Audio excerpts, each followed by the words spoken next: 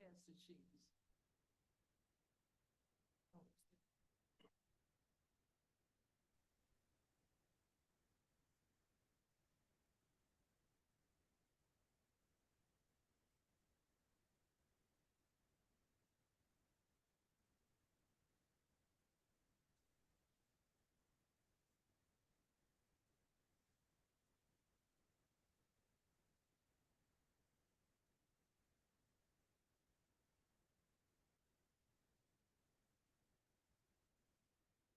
Other thing from, yeah, but you know what, here's the problem. The ordinance, the zoning code where she talks about parking spacing, the car dealer are specifically excluded from it. So that's why we have to do the bill. Three more, really. You're ready. Good evening and welcome to the Ferguson City Council. We will start with our opening ceremony. Meeting is now called to order. Let us stand for a silent prayer.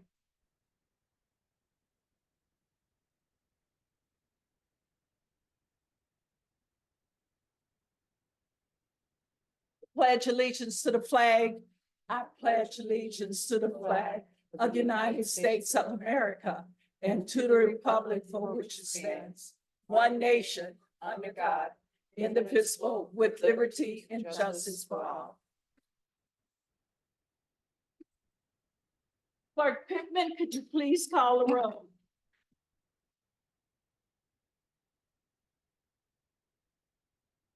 Here. Councilman Palmer. Here. Councilman Cantor. Here. Councilman- Here.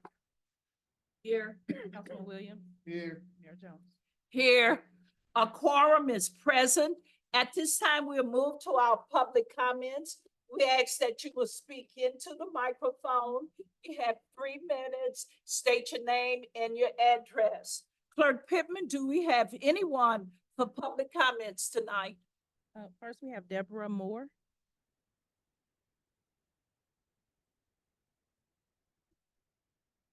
Take your time.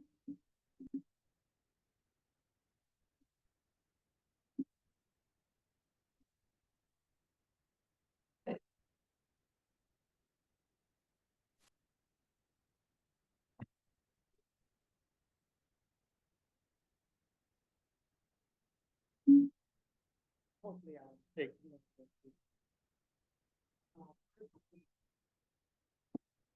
This one is a little hard. I want to say thank you to Shirley Cobb. Myself and neighbors in our community for the past. We have an ongoing environmental issue in our community with a rent collector, slumlord, slum tenant, whatever you want to call it.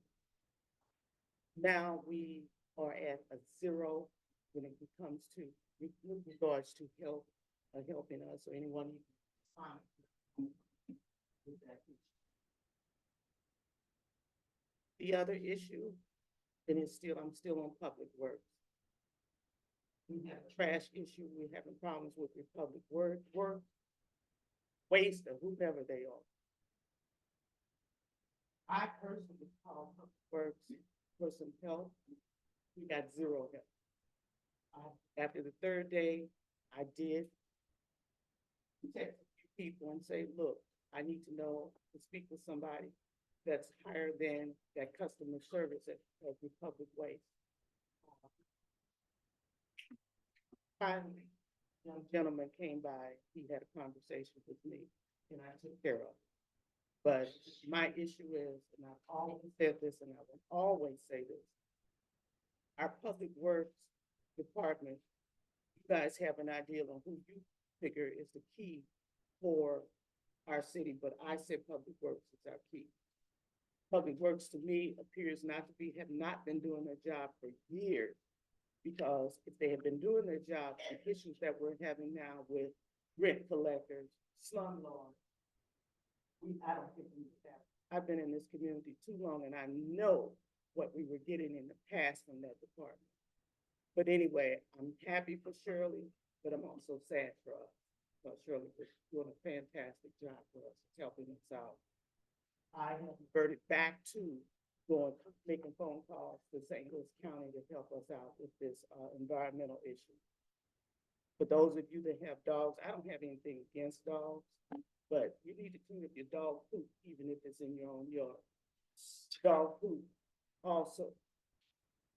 Said yes, but dog poop, it doesn't disintegrate quickly as you think it does. It hangs around for a long time. These flies are tremendous. I'm gonna get off of public works tonight. My other issue, and I'm just about fed up with, you guys telling us to call in my 3 minutes, or telling us to call the non-emergency, number for police department. I made those phone calls, and the Uber Eats gatekeeper has no. But we got an issue with that.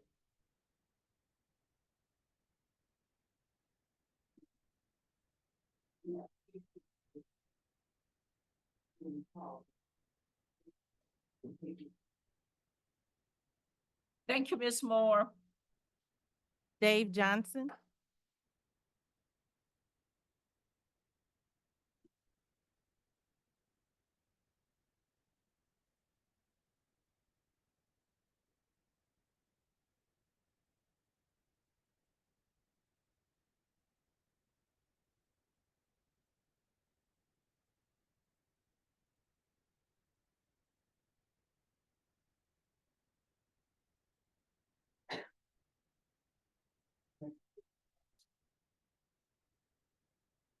And,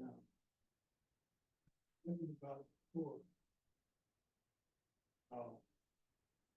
Like a highway or a racetrack now, all day, all.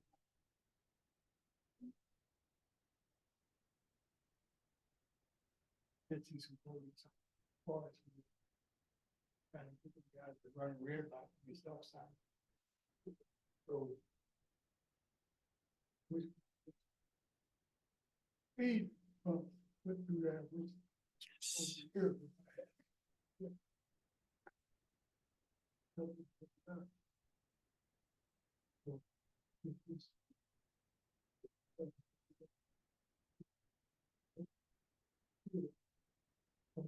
Side street. Because that's the only street you got going straight through. West Forest.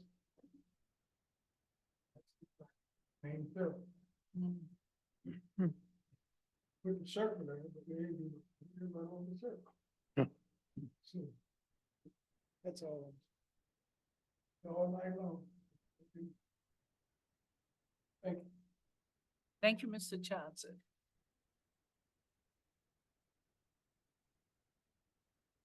Karen Moody.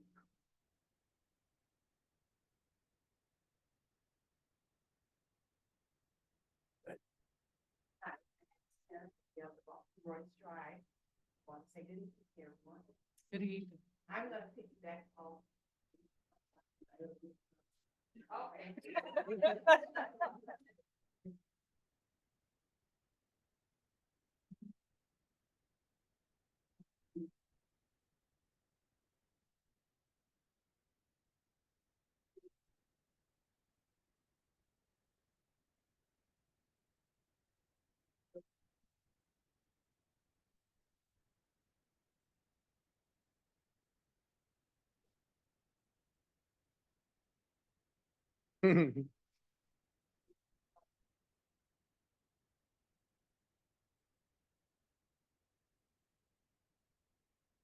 Okay, Mr. Johnson. I'm gonna piggyback off my two neighbors, Mr. Johnson and Deborah. They're right about the traffic over in that area. We definitely need some speed bumps. I can't even really get out of my driveway without looking about 5 times over in the area. Also, I wanted to ask about tag twos, dealing with license plates that's expired. And, code enforcement. You know, I don't see them as much like I used to when I lived in the neighborhood. Still live there, but I'm just saying. But, there's a lot going on.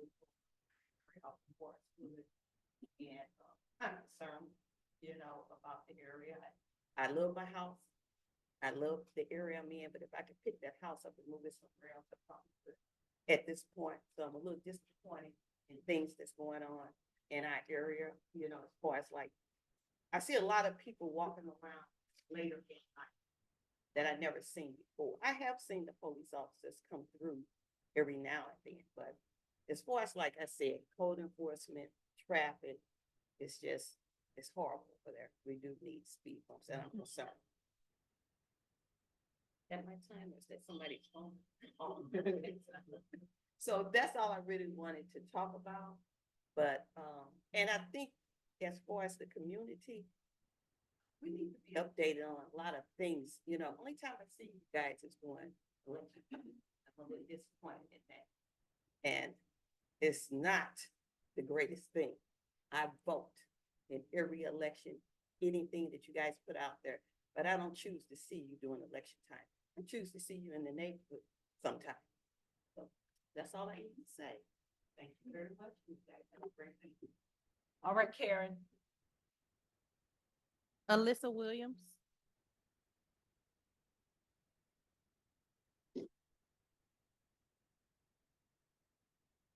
Good evening, everyone.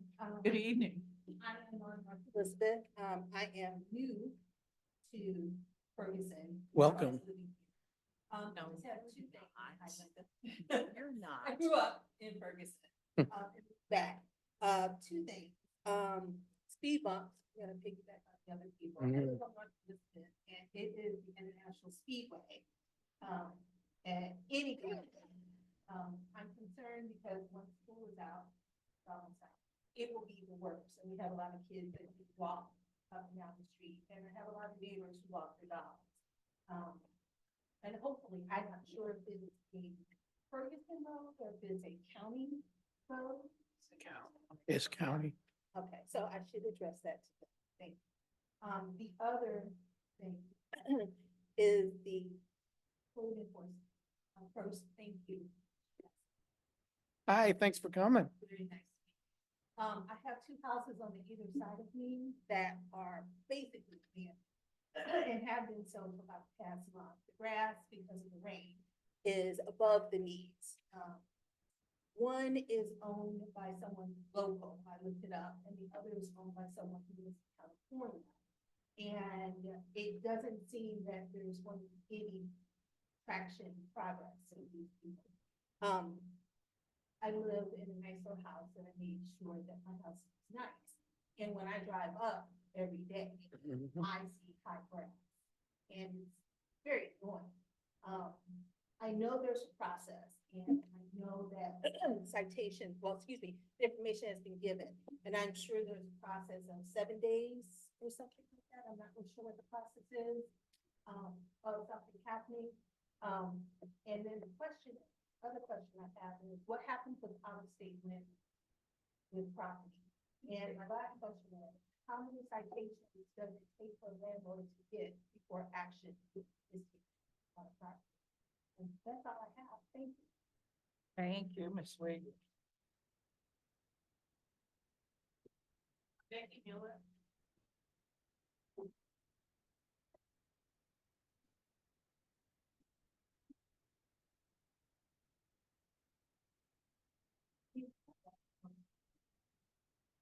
I'm here supporting the park board's proposal to name our newest park.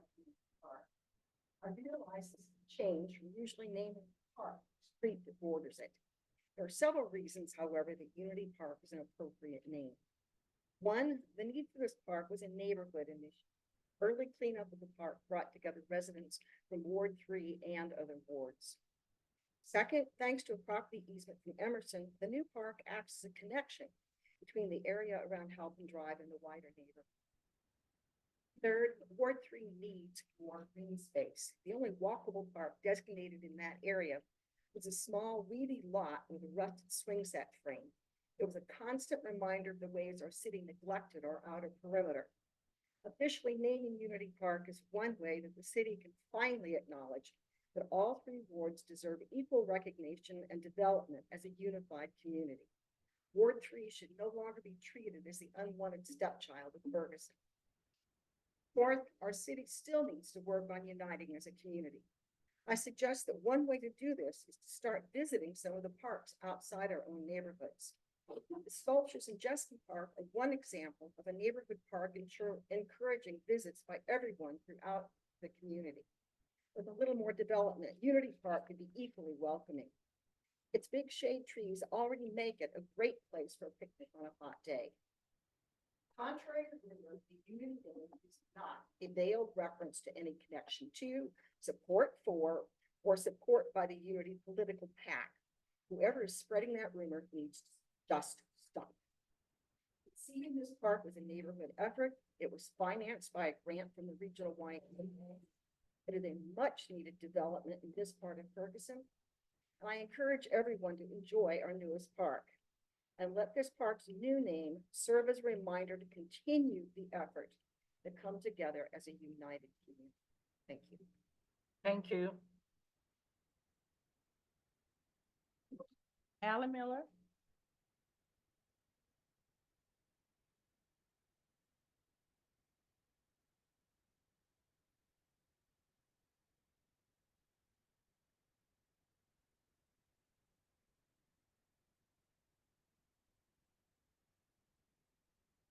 Good evening. Good evening. I have commented on length about Bill 7272 is cruel and unjust and how there are better solutions. Obviously, I've tried and failed to stop this mistake from being passed. I haven't commented on one of the justifications for this bill, however, because I thought the argument against it was too obvious. You cannot justify passing this bill by claiming that the innocent tenants injured by this bill can seek relief by suing their landlord.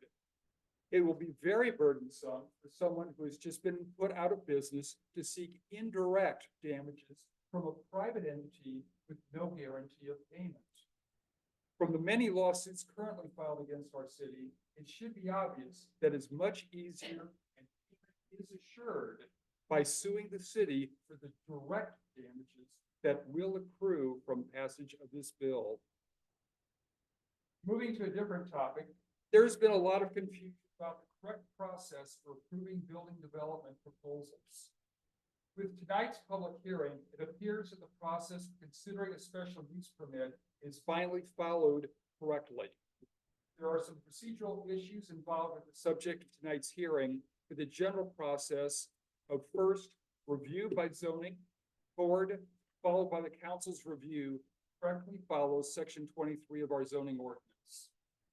Other issues, however, are problematic. The most important issue involves the review of variances to the zoning ordinance. Per my understanding of Missouri State Statute 89.080 and section 25.4 of the Ferguson zoning ordinance, all zoning board variance requests are to be reviewed solely by the Board of Adjustment. Decisions made by the Board of Adjustment are final and can only be changed by appeals to the circuit court. The city council has no role in providing variances. The other duty of the Board of Adjustment is to hear appeals of decisions made by city staff or the city council deemed to be in error. If, for instance, someone feels aggrieved by variances that were recently approved by the council in violation of provisions of the zoning ordinance I just cited, they could apply for relief from the Board of Adjustment. Following proper procedures will provide many benefits to the city and council. It will empower our boards and commissions, making recruitment easier. It will protect our city from additional lawsuits, and it will build fairness, trust, and cooperation between the council and residents. Thank you. Thank you, Mr. Miller. Carol Tillman.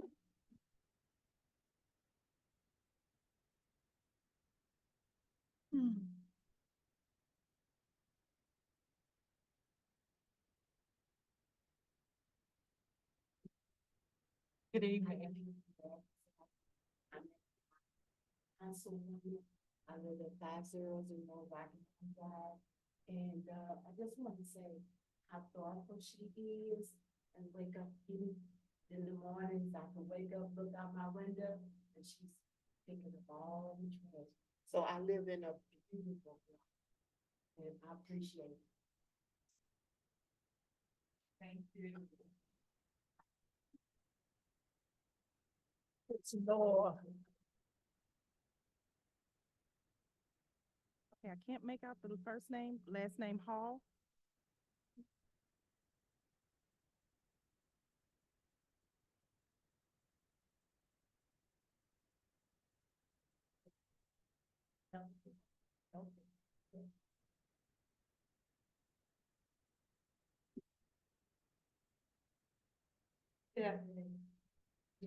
Good evening.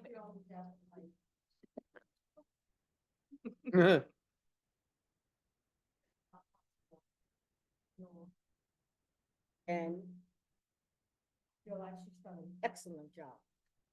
And we've had other councilmen that didn't do anything, one man that I can remember in the 40 years that I've been here that really did an excellent job.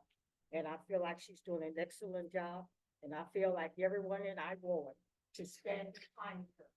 Because the rest of them that we've had done nothing. We never really didn't even know who they were. At least we know who she is. Make sure that we know that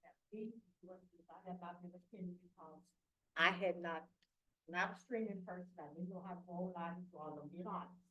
But I tried to support her in everything that she does that I feel like is appropriate. And I welcome her. And I stand behind her. And I think all of us in Ward 3, should stand behind her. I haven't seen anything that she's done. Other people that we've had, we did not know that. I did personally. I don't know her personally, but I think she's done a glorious job. Thank you. Thank you. Thank you. Shirley Emerson.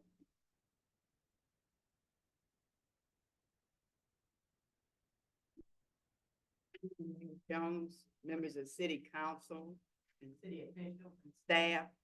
I'm Shirley Emerson and I'm the president of Forestwood Community Development Corporation. I have two issues I want to present. One, in 2021, Ferguson received over $4 million in the federal funds from the American Rescue Act, otherwise known as ARPA. And of that amount, Ferguson allocated $650,000 to the Ferguson neighborhood for items such as exterior home repairs, etc. Ferguson residents are now requesting a public meeting.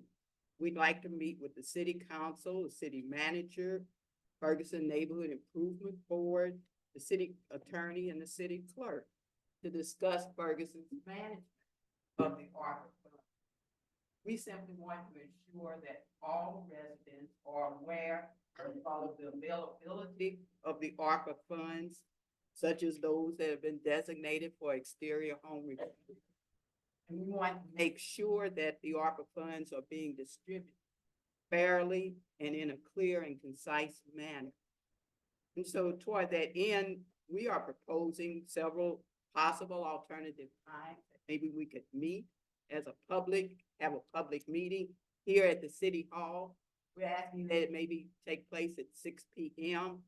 And we're offering some possible dates, those being every Thursday, any Thursday in June, whether it's the 6th, 13th, 20th, or the 27th, or possibly Tuesday, June 18th. The second issue I wanted to raise was brought to me. It was a question, and so I'll raise it to you.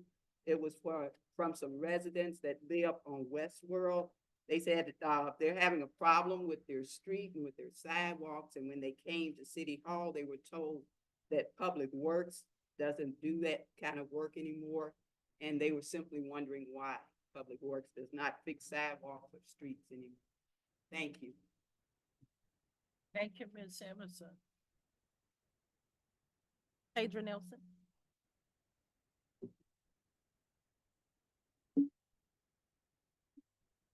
Good evening, I'm Faith Nelson, 914 Street. And I just wanted to speak tonight on Unity Park. Unity Park was a project that I myself raised over $400,000 to fund a park for the 3rd Ward. for the residents of the third ward and the children because they had no place to play. They were literally playing in the streets of the third ward. So with that funding that I was able to raise and with help at the time, Dave Musgrave, myself, Councilwoman Ella at the time, and Matt Unrun did a park audit to do the park and do everything we needed to find as far as building that park up, making sure that the third ward community had a place where they used to play. I'm not sure who came up with the nonsense about the community pack. I have no idea what that is or what is concerning, but that has nothing to do with all the businesses, collaborative partners, nonprofits, unions, labor unions, who all pulled together to help build this park. Had nothing to do with that. So in instance, I just want to be clear that whoever is putting out that false information clearly needs to stop doing that. That park is there for the community, it's for the residents, it's for the youth. It's a nice park. There's nothing wrong with the park. And it could definitely have more stuff added to the park. And the community itself seems to enjoy having that park. The kids have somewhere to go. And that's what we want. We want to have them somewhere to go, so they're not out in the streets doing anything else that they could be doing. So I definitely don't see anything wrong with naming the park Unity Park. You have no community without the word unity. So please, whoever is making up this pack lie about this park, cease. It has nothing to do with it. It's all about the community. It's all about the residents. We pulled all 3 wards together to put this park together. Residents and everyone allowed. That's all I got for you. Thank you, Ms. Nelson.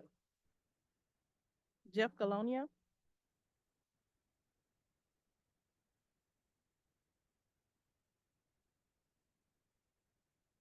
Good evening, council members. I'm Jeff Colonia. I live at 337 South Delwood. I'm here speaking on Unity Park as well. Currently, Unity Park is on your agenda for the last and final read.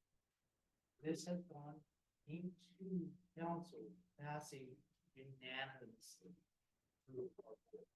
The Parks Board. I am currently the chair of the Parks Board and gave that information to you. Also, coming up with our Parks and Recs, we have Juneteenth coming to the city of Ferguson. We need volunteers. Please contact Octavia if you are able to volunteer. We also have our 4th of July parade about to come.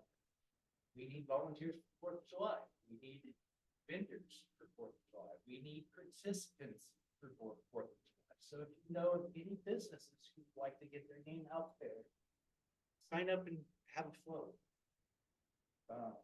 FergusonForth.com. If you go to that website, you can sign up directly for our 4th of July parade. Thank you, Jeff. LeVar Mitchell.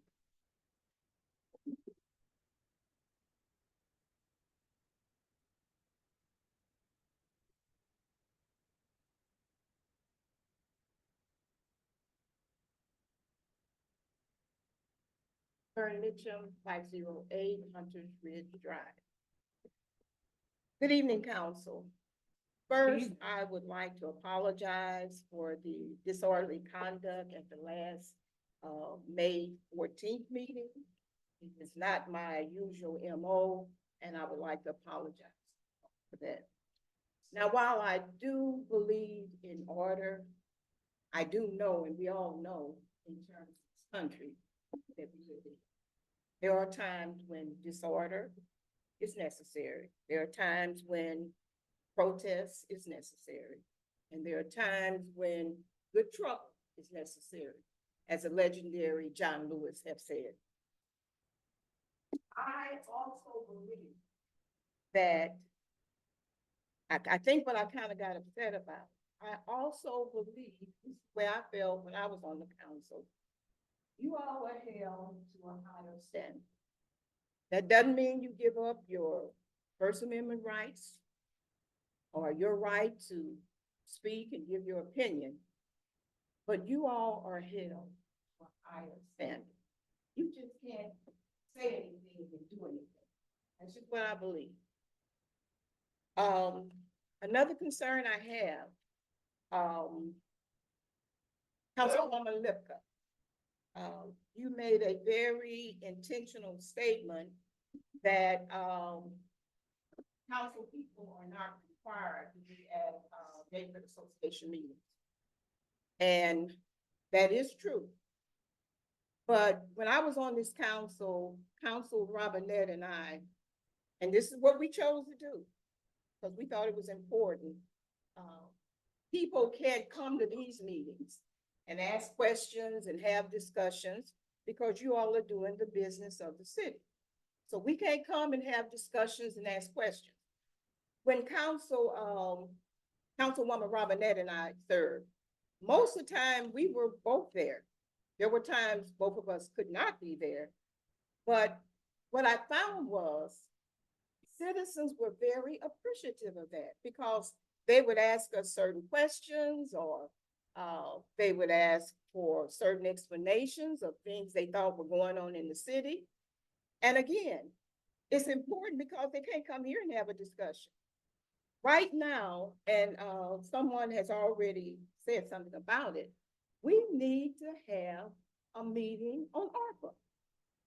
Some of us want to know, what I've read, the money has to be returned if it's not used by 2026. So how is FNIP going to use $650,000 that they were allocated? We need to have a meeting so we understand. So we will understand. Ms. Mitchell. Larry Robinette.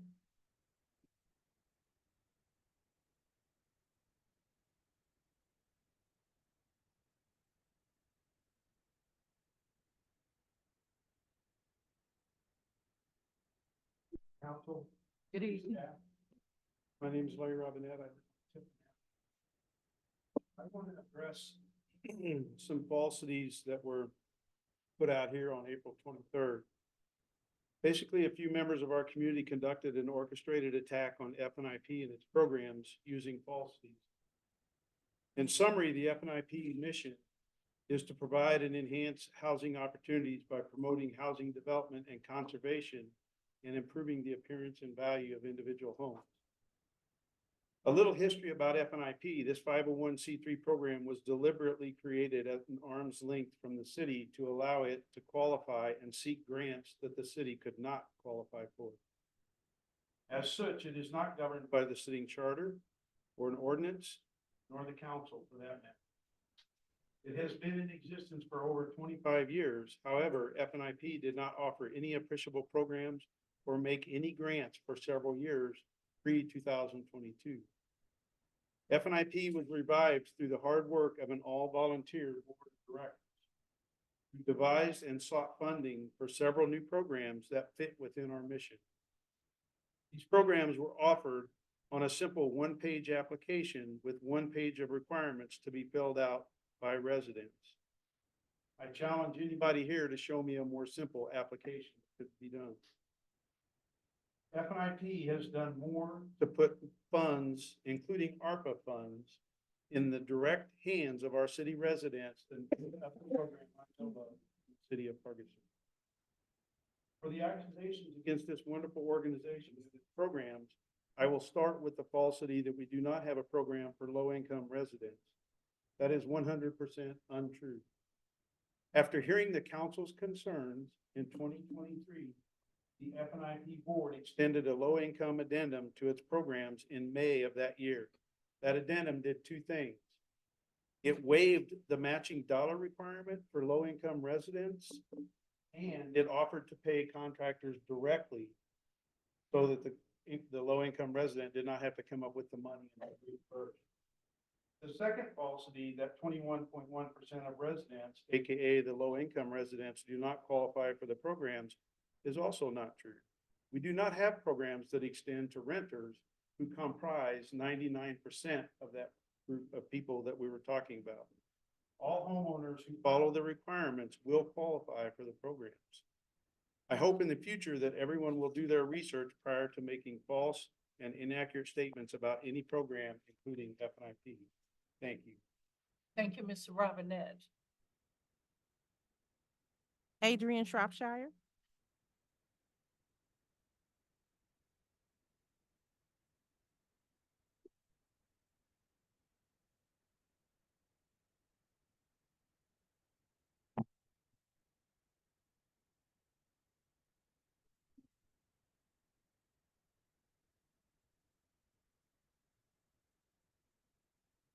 I want to thank everyone, council, for their prayers during my illness, devastating illness. I had 3 different viruses. I had kidney failure, I had liver pneumonia, and RSV. The prayers brought me through this trying times of my life. And on that, I want to take a second out my time to give one of our 14-year employees, Ms. Anita Ryan, 2 minutes of silence. She died unexpectedly, and she was here for quite a while, serving us.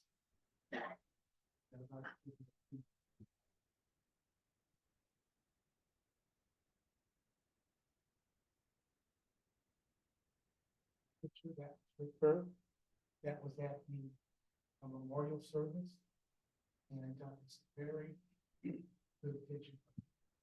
She was a very loyal servant our community. She passed unexpectedly. There's a few things I'd like to speak on. Noise barrier. I appreciate, Mr. Williams, your concern about the noise barrier. There was a noise study done on that during 2014. That was never put in a contract. I think the city might have some information on it. The Black Oaks involved in this.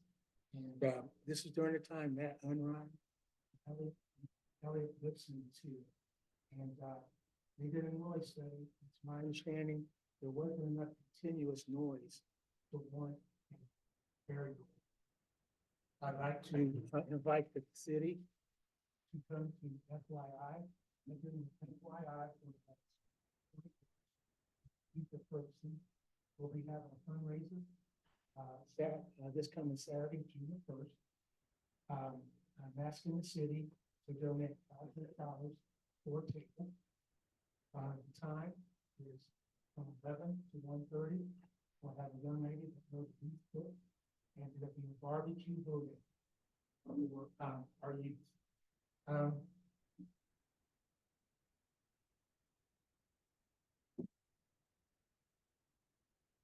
City, please come. Been doing a lot of good things. Appreciate it. Some of the council can make it. I know there's a lot going on, but I appreciate it. And thanks for. Thank you, Mr. Shropshire. Good seeing you too. Thank you. God bless.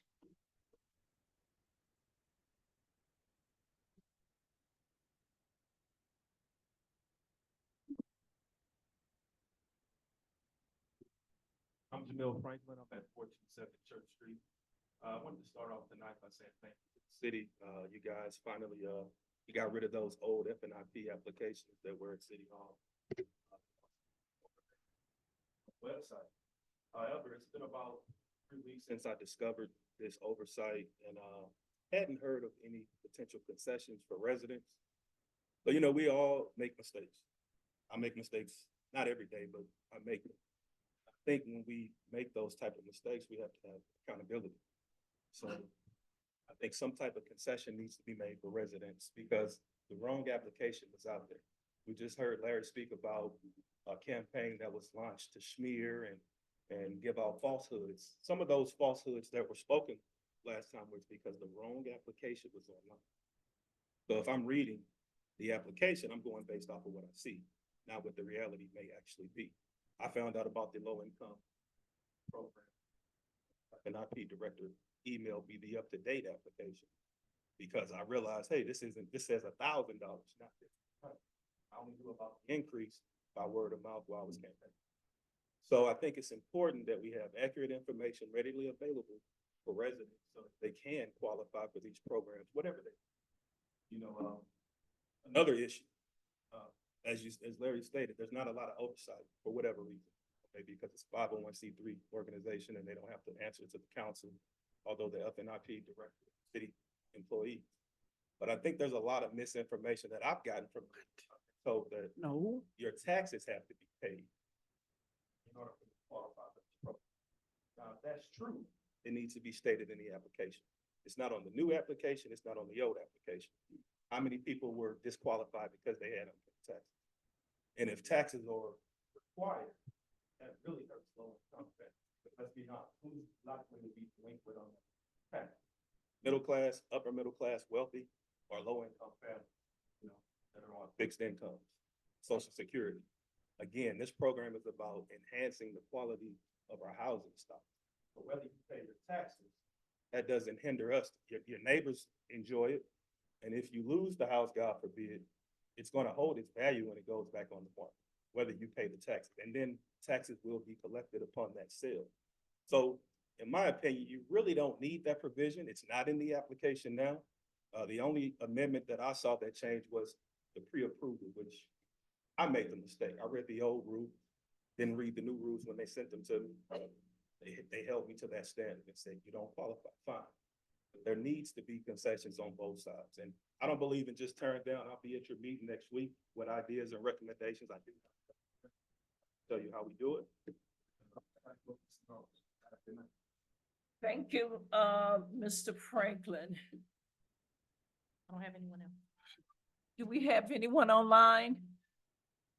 Okay, As a city. our public comment section is closed. We move to our manager's report. City Manager Hampton, do you have a report? Yes, ma'am. Mayor, council, first off, it's a pleasure being here tonight. Before Troy Doyle comes up, we are going to go out for RFP for speed humps. And then that way we can compare also how many we can get and how many we can do in-house and how the time limit that we can get them. We will be going out for RFP.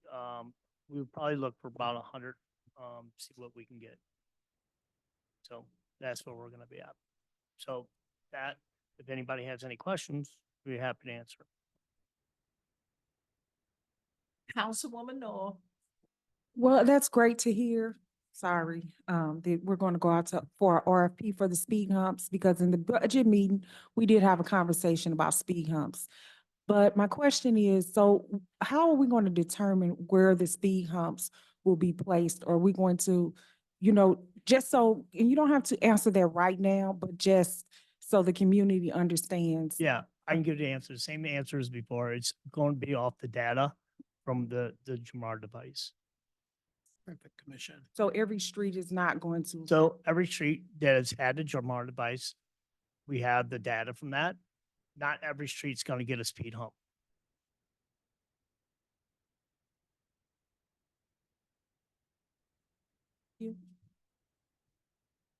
Councilman Palmer. When's your anticipated date for the RFP to be published on the city's website and distributed and publicized? So I will get with my team tomorrow. We will have something to by Thursday. I'll have something that'll probably go up, hopefully maybe by the end of the week and or by next week. Thank you.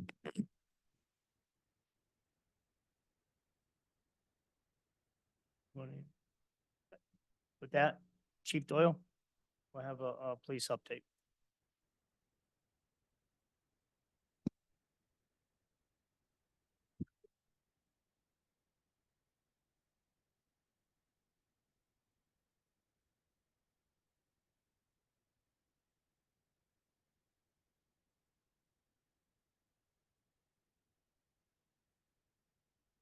Mayor, members of the council, ladies and gentlemen, good evening. I'm here to provide the report for the police department.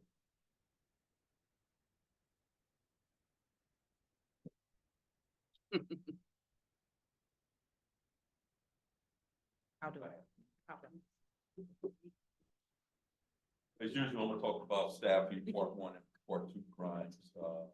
People brought some speed issues this year, recently, and I'll touch on that too, and some recent homicides.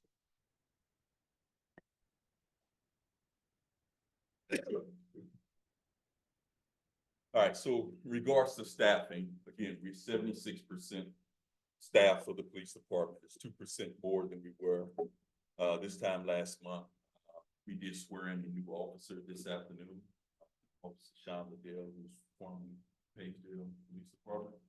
Sworn in this afternoon, experienced officer, so he will be able to contribute fairly quickly. As far as part one crimes, for the year, we down 2.7%, almost 3%. I bring this up at every council meeting. As you see, the 125% increase in regards to murder homicide. We had the murder suicide early on in the year that contributed to those numbers. And I'll talk about the other ones here shortly.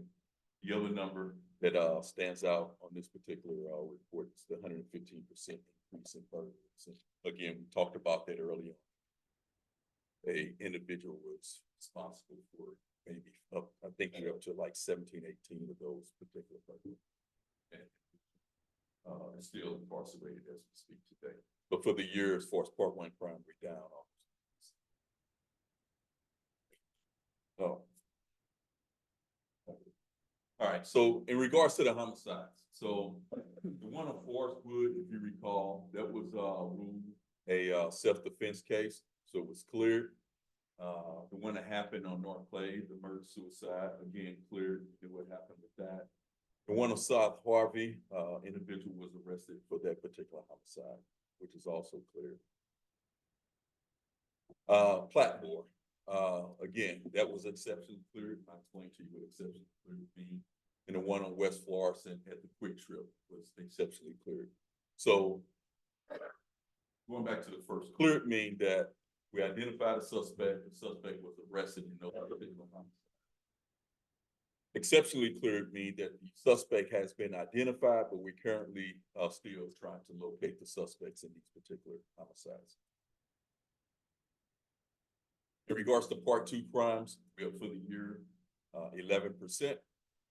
Biggest thing that is killing us here is the 27% increase in property damage. And again, these are the individuals that are breaking car windows, that are looking for weapons that are stored underneath your car seats and glove boxes or inside the vehicles. A number of these are taking place at our strip center parking lots and at our shopping center parking lots. I encourage everyone to park in well-lit areas as you visit our shopping establishments.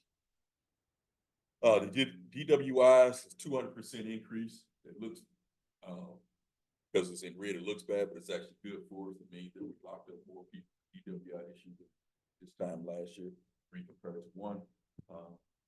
Mostly we have more police officers down on the street. They can look for more of these things. That's the reason why you see the increase in that. 2-week comparison as far as traffic citations. Year to date, we've written 1,043 traffic tickets, 73% of those which were citations and 27% of those were warnings. Year to date comparison to this time last year, again, we're up 10% in total violations compared again to this time last year. I've listened to, I can't remember, couple people brought up the traffic enforcement or the lack thereof in the city. I've taken notes. Hi, Ma. We were out on Elizabeth last week. We were out on Bermuda last week. In fact, I was out there myself.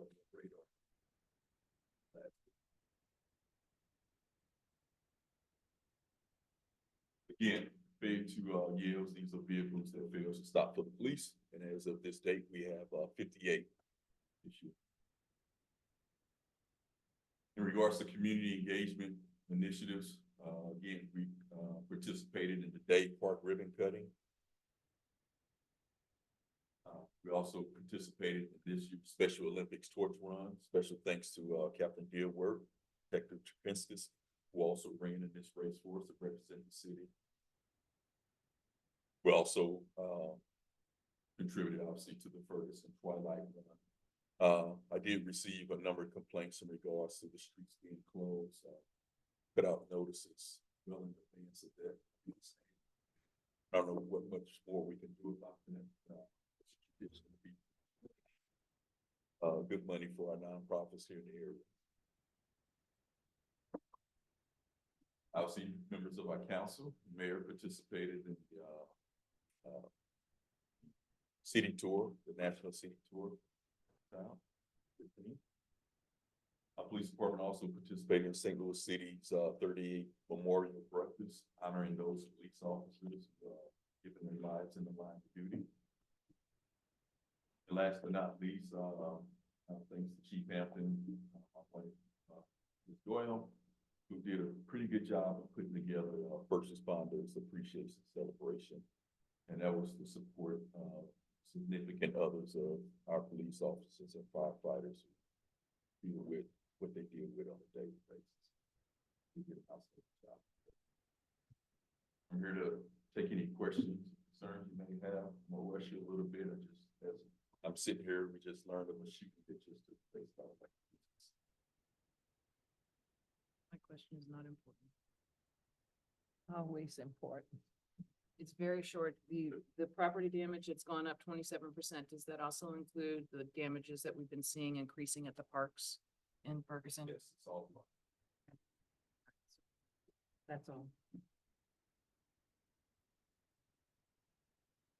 One thing, Chief, the hair trend, she seems to be having problems with one kid, always breaking out the windows. Yeah. Okay. Cynthia. Hair. Exotic trend, okay. The last, well, that, but if you also have any speeding concerns or things that you'd like us to take a look at in that regard, please don't hesitate to email. Yeah, Let thanks. the City manager, somebody know, and we'd be more than happy to sit out there. Councilwoman?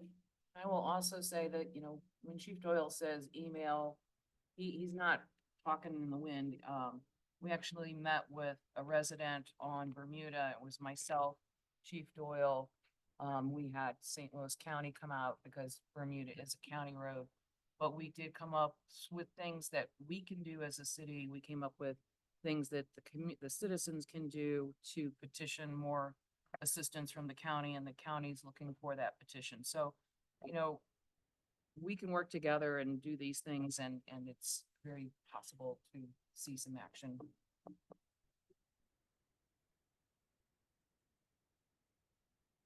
Okay. City manager? Thank you, Chief. That's my report.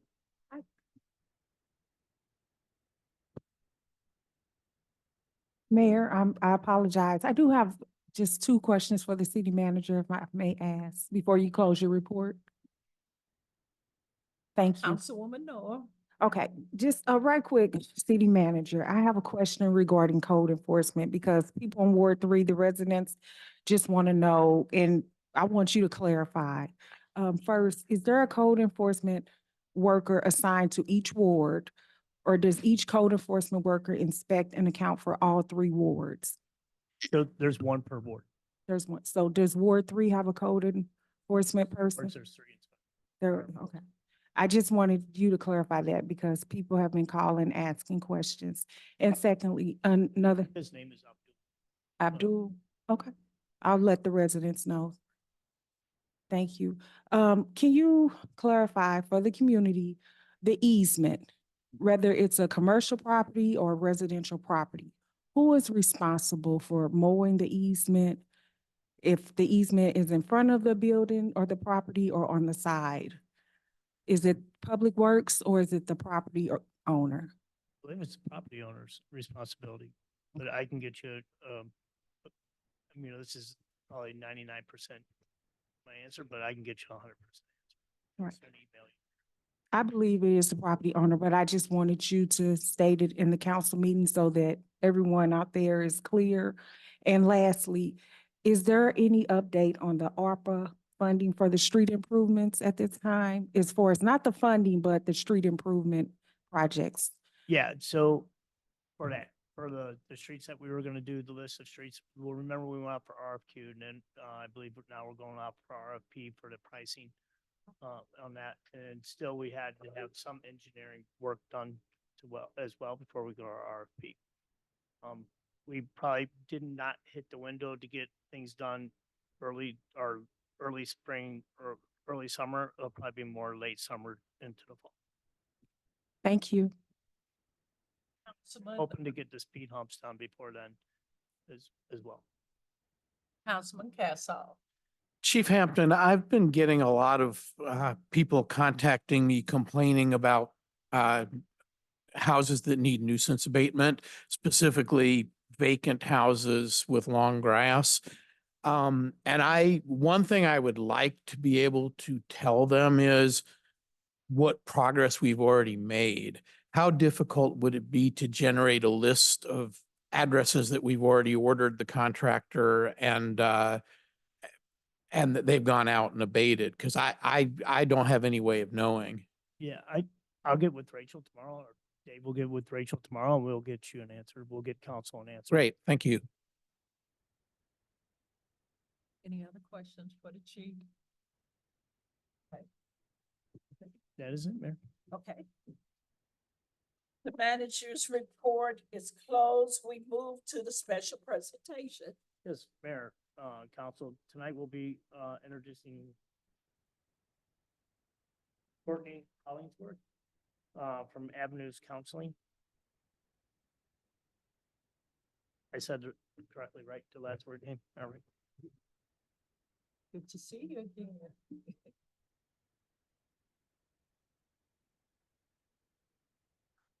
Hollingsworth, I'm the clinical director at Avenues Counseling Center. And Mayor Jones invited us to come introduce ourselves to you. And Councilwoman Miller, our grand opening about a month ago. We are a nonprofit counseling center. Our community based. It is our mission to not turn anyone away regardless of their ability to pay. And so in doing that, we accept a wide range of insurances, employee assistance programs. We're in network with Medicare and Medicaid. We also have a scholarship program to make sure that no one is turned away to receive the vital mental health services that they need. We meet with people in all age groups, children.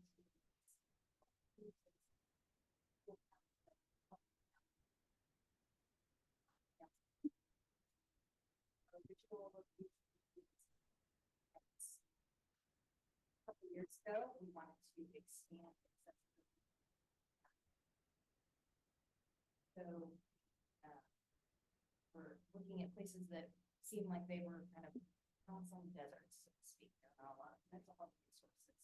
And North County is identified as a mental health provider shortage area.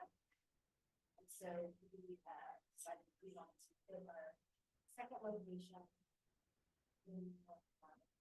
And we had a satellite office in Bridge Church over on Hudson Road the last 2 years. And then we just, a few months ago, expanded into our new office location on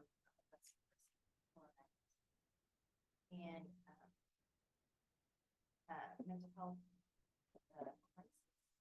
advancing, and everyone is well aware. 1 in 5 adults experience in their lifetime, and 1 in 6 children. So the need is growing, and so we're trying to we're here in North County, listen, learn from community members, and connect.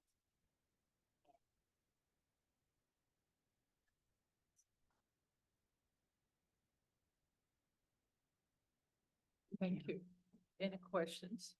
No, I just want to say thank you for being here. I had you written on my calendar in big bold letters, and I had an emergency come up that day and I wasn't able to make it, but I've actually mentioned you on a couple of comments and look forward to working with you in this community on specific programs as well as just overall.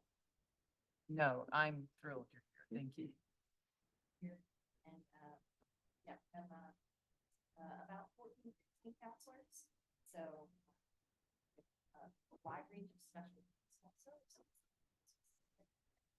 And we try to be very, approachable, not, we want people to feel comfortable going to their park. Can you mention again your hours and your address? Our app is, 409 West Florissant. South Florence. And, right by Ferguson. And then, our hours vary, so we try to have evening hours and daytime hours, so, accommodating work schedules. It's based on the individual counselor. But every counselor has some peak hours. And then we also do telehealth services, which can, some people can do that on their lunch break from their car or from home if they have a kid having. So we're trying to remove as many obstacles. Thank you. Thank you. Thank you, Courtney. That's the end of our special presentation. We move to our public hearing, the portion of this meeting where case PC 24 13 shall a special use permit be used at 607 South Florissant Road to be an I-4 use classification. City manager. Yes, Mayor, Council, at this time, I'd like to bring Rachel, St. Peter up to explain. Everybody. Thank you for having us again tonight. So this is a public hearing as a result of a special use permit application that Leticia Mann had submitted a few months ago. Since then, it's gone through planning and zoning. You have all of the checklists and the site plans and everything that we've gone over in your packet, and you'll see a bill on the agenda a little bit later. So this is for anybody that's been contacted by our letters and sees the public hearing ad and wants to voice their opinion. This is the time to do so. Okay, do we have any questions from the council? Councilwoman Noel. Yes, thank you, Mayor. I just have two questions regarding the special use. Well, here on the application, I'm assuming, well, the first question is, it says owner, do not complete this section if applicant and owner are the same. So there's a first name there, but there's no last name for the owner. No, the second, the owner of the. Okay, thank you. And then if you go down the remarks, with the special use permit, there are no numeric limitations for adult daycares. What is that? Can you just break that down? What does that mean? So in our code, when it comes to the certain kinds of businesses, we might have limitations as to how many there can be in a downtown district or how far apart some of them have to be. I know you're all familiar with Clifford, and that's a pretty very similar designation to that. But it just says, we don't want overcrowding of nail salons, all of that. I just wanted to make sure. That's it. Thank you. Councilwoman Lipka. So how many adult daycares do we have in Ferguson on that stretch of road? Because I know we have some on different ends. One, that's their office, and this will be the first one where they'll actually be clients on site. And then, in the report, I kept reading, like it was reiterated multiple times, this space is in a good location and it's empty right now. We should at least put them in there, and because it's something to put in there. When did we start making business decisions based on, let's just put somebody in there? I mean, if it's not zoned for this, isn't there a reason for it not to be zoned for this? Not that it's not, it just says that it's. Okay, and wouldn't you receive more tax dollars from waiting to have a retail business in there? Okay, and then I know we had a request for an adult daycare further up the road a couple of years back, and we denied it because of the safety factor of people getting across the street to the location. Now, this place it looks to me like they have 3 parking spaces. Is that correct? They have a few parking spaces out front and then there's shared parking on the side. Okay, but that shared parking is also residents parking that live in that building. Okay, and then there's also a restaurant in there too, which has a large amount of parking needs as well. So I wouldn't count too many of those parking spaces over there on that side. They're pretty much their dedicated parking is the 3 spaces and they want to have up to 10 people. And they want to have a couple employees, I think 2 to 3 employees in there. So will those employees park in those 2 of those 3 spaces? I mean, how are they going to transport these people and what's going to be the safety factor involved in that? Because we've already heard tonight, we have all these complaints about the speeding along our major thoroughfares in Ferguson, and this one is no different. I think the intention is to have, staff park in the rear of the building. And then do offloading in the front spaces and along the side. I know you can go through, I don't remember what the street off the block is. But you can go through like almost all the way to the back there to kind of circle, loop back around, keep everybody on, that side of the street.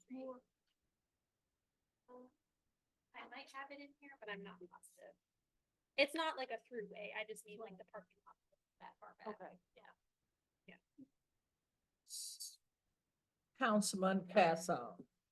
I just wanted to make a couple of quick comments. First of all, the adult daycare that was denied last year was in the zoning district north of Suburban. And in that zoning district, it is not even permitted by special use permit.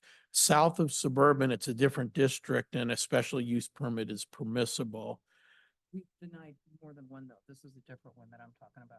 Right, but it would have been unlawful to grant the other one. It shouldn't have even been brought up. It shouldn't have even been brought up. Regarding the parking situation, according to the business plan that she submitted, they'll have 3 employees. The building next door is owned by Mr. Palmer as well, and I've spoken with him and they would be allowed to park.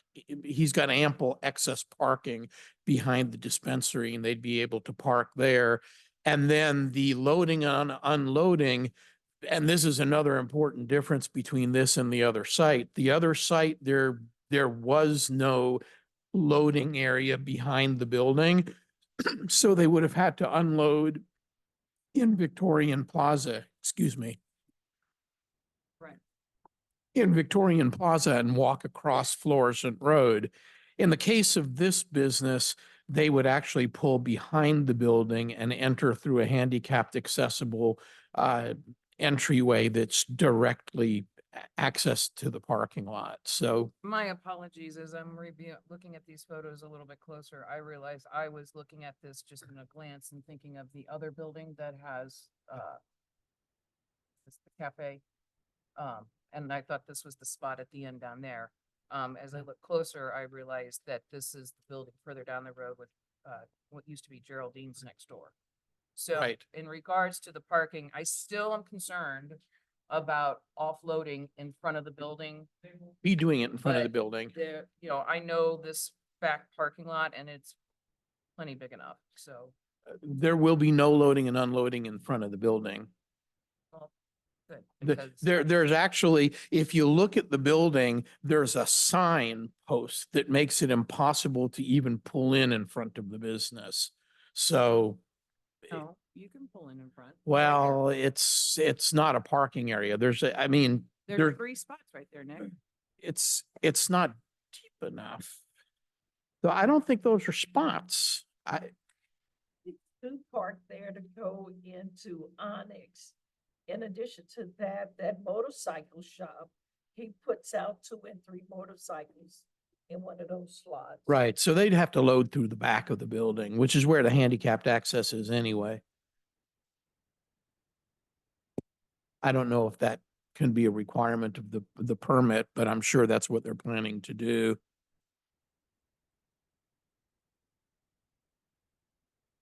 Any other questions from council? Okay, do have the owner here. Would you like to hear from the owner? Yeah.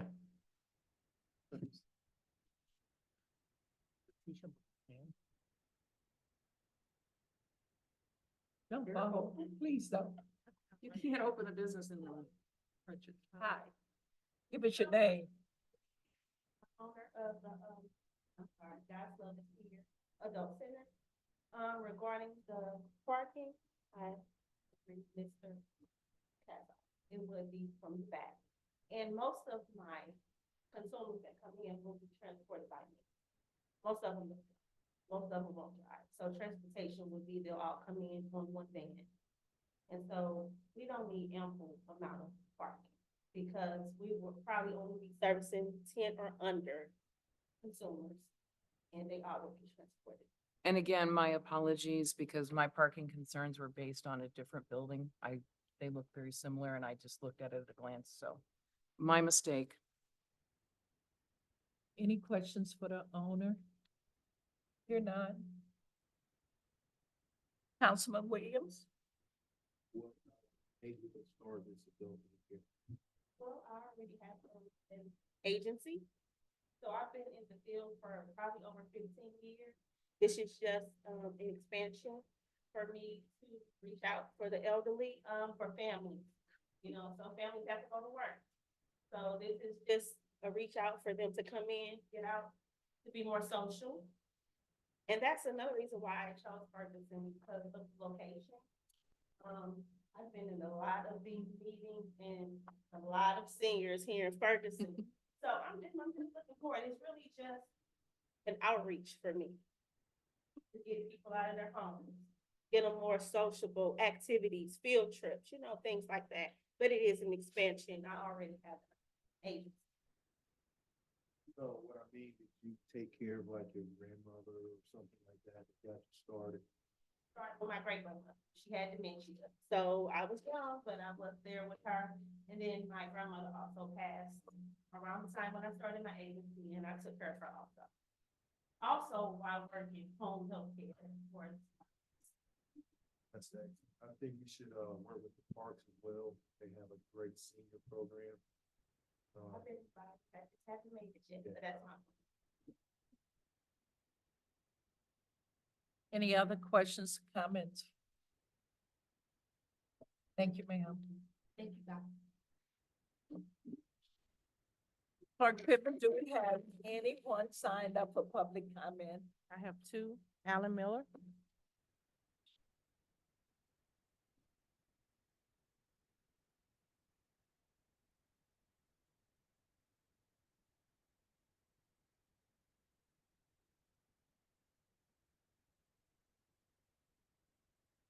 Although in general, I support approval of special use permit for the single daycare, regrettably, the council does not have the necessary information to act on the proposal at this time.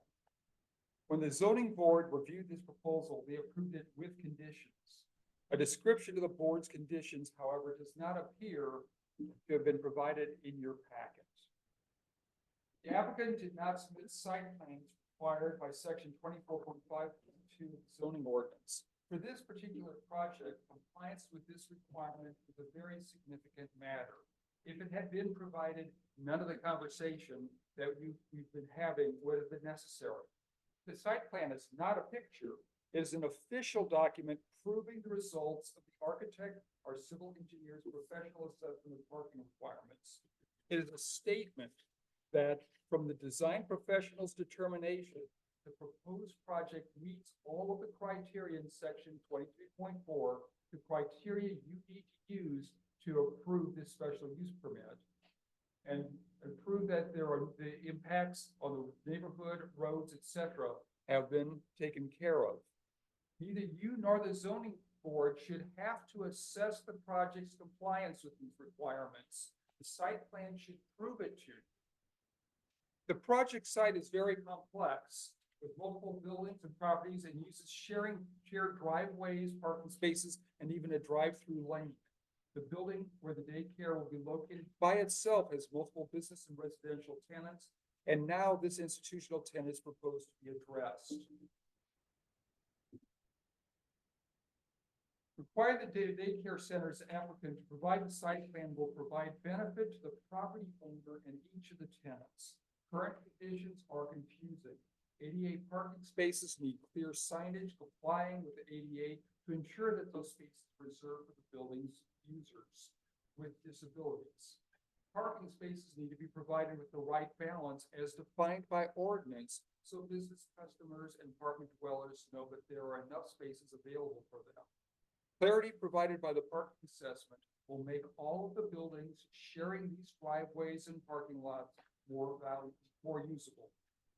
The vote on Bill 7279 cannot proceed this evening. For section 23.3 of the zoning ordinance, if there is any opposition expressed at the public hearing, then the city council shall not vote on the issuance of the special use permit until at least 6 days after the public hearing. The delay could easily have been avoided. Have the applicant provide the site plan as required, and then, unless other people express other objections, you can proceed with confidence. Thank you, Mr. Miller. Adrian Shropshire.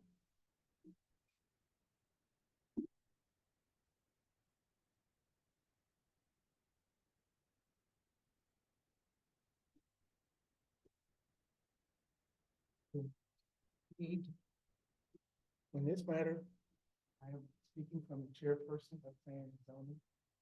When this matter was brought before P and Z, there was no mention of a restaurant being inside the building.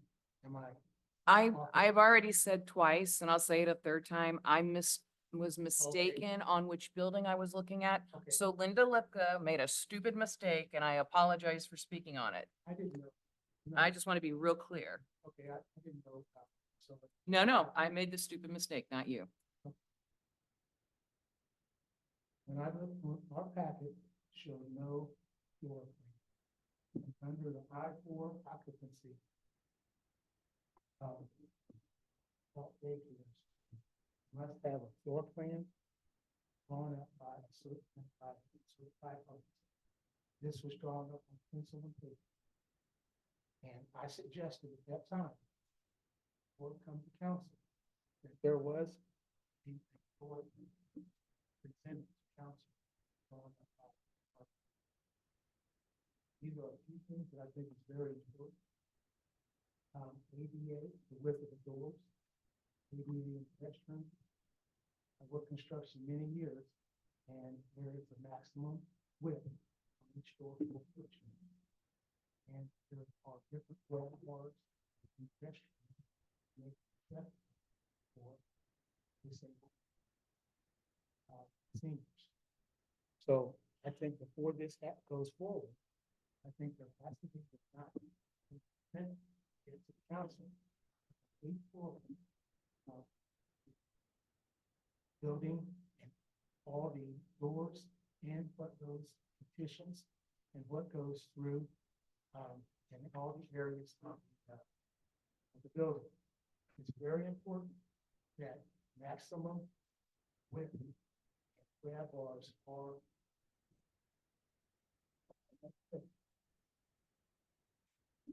Thank you. Councilwoman, Liquor. Miss St. Pierre, do you mind coming back up?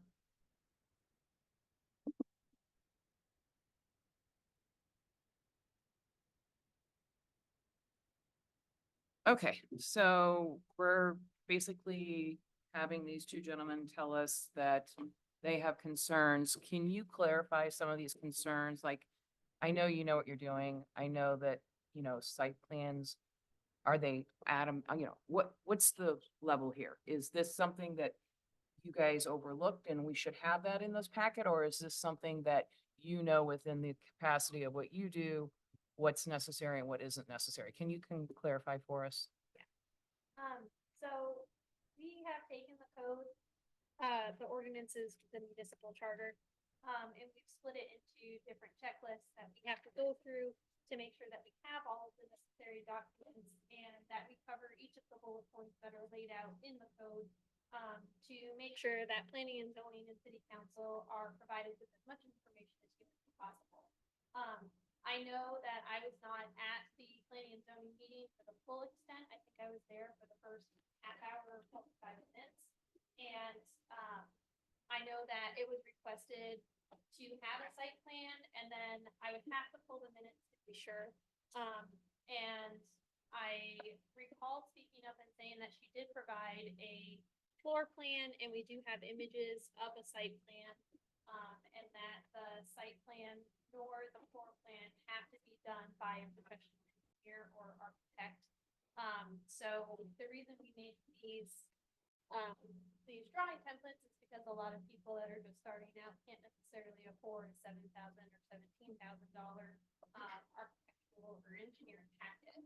And so with my training and capabilities, I feel really confident that I was able to provide. And I mean, this is online. This is for anybody. No, Deck, yeah. what I do. And I know that building code, there's 15 books in a series. It's really confusing and terrible to read through and awful, and nobody should do it. That's why you have me. So, so existing buildings, existing structures are totally different than new construction. And I was really confident that she had a good business plan. I mean, she doesn't have to provide that to you, but when we talked with her, we went over several different locations that she could utilize as well. But this is the one that she ultimately picked, and I think she worked with us for 3 months in advance of even in the application. Well, I know that in the packet that we received, I read through your application and you have all the different areas and all the different questions and, and it's very streamlined, which is a lot easier since you've been in control than it was prior to you, for us to understand. So I appreciate that. And I didn't see regards to what you had out there. Again, my biggest issue was because I mistook one building for the other building. But God forbid I'm human. So the thing that I guess is the one thing I do want to address that I heard from the 2 gentlemen was ADA compliant. Is there anything that we need more of from the potential tenant regarding ADA compliance? This time I would say, she does have the bathroom as 7 foot, 7 foot by 6 foot, which is a substantial size. When it comes down to do her occupancy, we'll require another floor plan that's a little more detailed, but the fire marshal also needs to have some detail as to separation. He won't check for anything. But at this time, yeah, we tried to do this as the first step to even see if anybody is entertaining for opening this. Spend oodles and oodles of time, more than. Thank you. That's what I wanted to hear. Councilman Williams. Okay. Councilman Castle. Or do you want? Go right ahead. Councilwoman Robinette. I'll go. So, you said that it's not required to have those $17,000, $10,000 site plans for something like this. It's not, I would think that would be a barrier for entry for anybody wanting to start a business if it's not mandatory.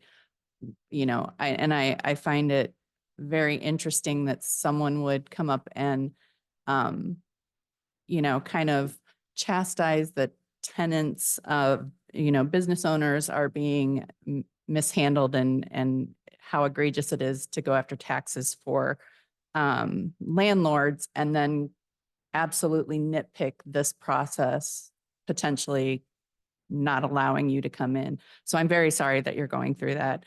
I just want to make sure from your standpoint that you have what you need and okay, thank you. Councilman. I just want to say, we've talked a lot about making Ferguson a place where people have opportunities that they might not have elsewhere. And the way we do that is by striking a reasonable balance between important community things like safety and the appearance of buildings, but at the same time, not establishing a regulatory environment that keeps small businesses from being able to open up and therefore restricts the opportunities to deep-pocketed big corporations. And so I'm delighted that we have somebody who wants to provide this service to our community. This it's a new building, it's been inspected, it's going to be inspected again. And I think that allowing a level of informality that preserves the safety needs while at the same time not making somebody spend a car's worth of money on getting an engineer in there. I think that's a good balance and I support that. Councilman Williams. Will this adult daycare be licensed? All right, so I own a daycare myself, and we're licensed. So if this facility is licensed, they would come in and measure the ADA and all that, so we don't really have to do that. But I also on the side of Nick spoke before me, but a lot of regulations hinder businesses. One of the reasons I asked you why you got into this, of course you want to make money, but this is a passion for you. By you being a female entrepreneur, I know the struggles you've gone through because I've went through them. All the red tape and regulations and the license. You know, I put a house up, I raided my 401k just to get the business started. And I think some people don't know the struggles of an entrepreneur and they do want to nitpick. I don't care if you did the blueprints in crayon. It doesn't matter. The state of Missouri, you're a licensed facility. They're going to make sure all the ADA is appropriated. Once again, I just want to commend you for being a business owner myself. I know what you have went through. And this is not your first location. You have other locations. So that means you are successful. And I just want to commend you. Green light. Councilman Palmer. I agree with Councilman Williams. Welcome to Ferguson. I hope your permit is approved at the next meeting.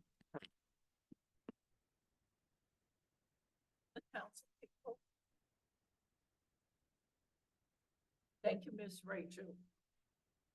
Okay, we did the public hearing. We heard from the council. We've heard from the public. Close the public hearing. We didn't have any more. Okay, let's move right along.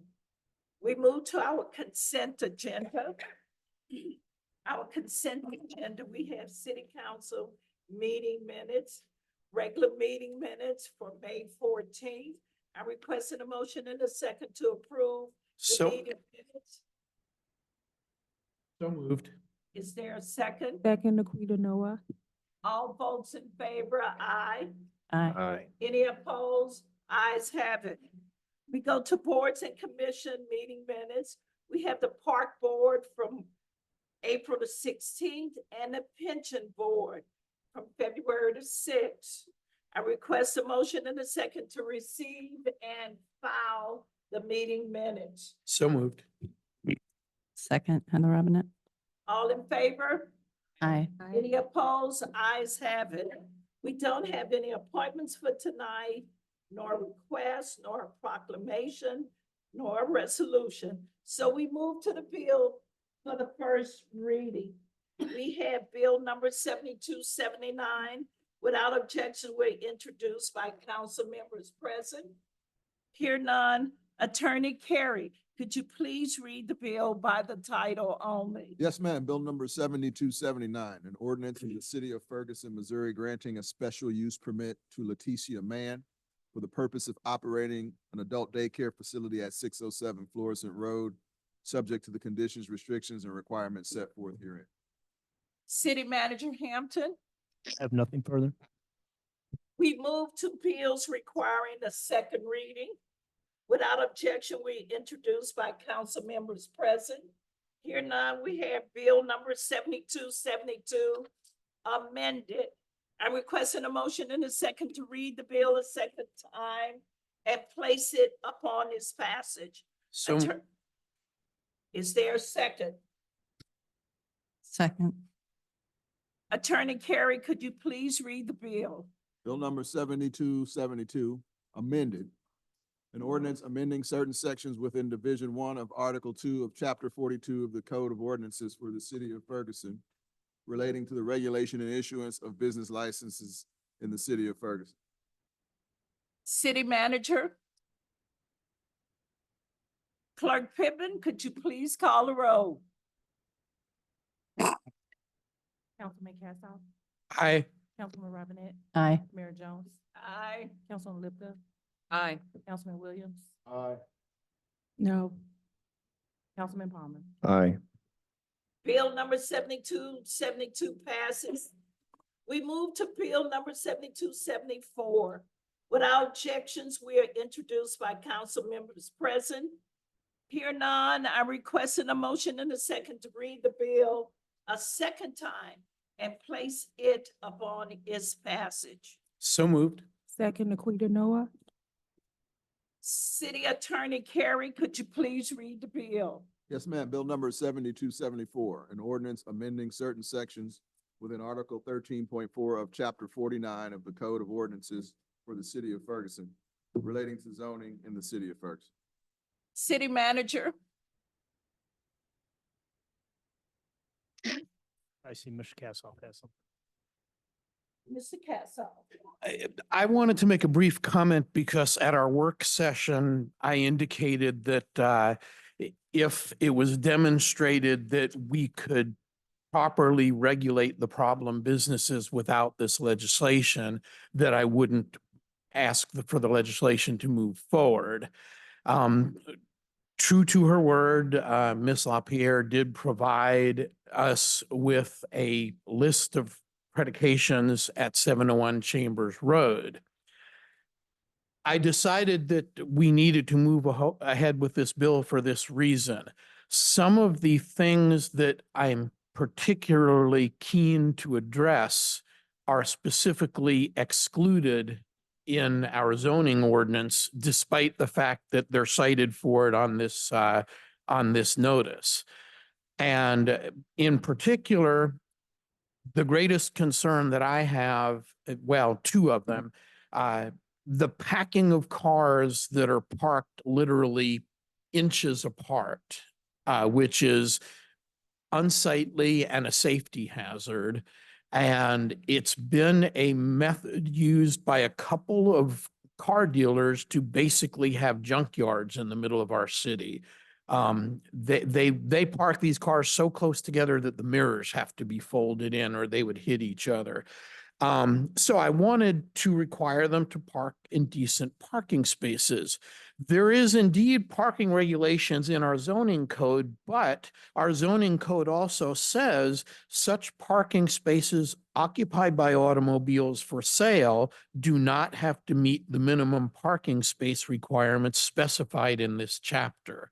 So it's my belief that without this legislation, we would continue to be unable to regulate these few problem businesses. I also want to point out that the car lot that we recently approved on South Florissant Road is not going to do this. They're going to park with proper space in between their cars, and I believe they already have. So that's all I have to say. I wanted to explain, mostly for the benefit of staff, why I chose to move forward with this. Councilwoman Lipka? So after what you've just said, are you saying that you want to keep this legislation alive right now tonight? Yes, I'd like to pass it tonight. Because of the issue of the not designating the space of cars in a concise manner? Our zoning ordinance compels parking spaces of a specific size, but it also has a section which specifically excludes automobiles for sale from complying with that regulation. So it's my opinion, and if the city attorney would like to weigh in on this, I'd welcome it. It's my opinion that under our current zoning ordinance, without this legislation, the businesses that are parking cars 12, 18 inches apart without regard for parking stripes are not violating our ordinances. Mr. Carey?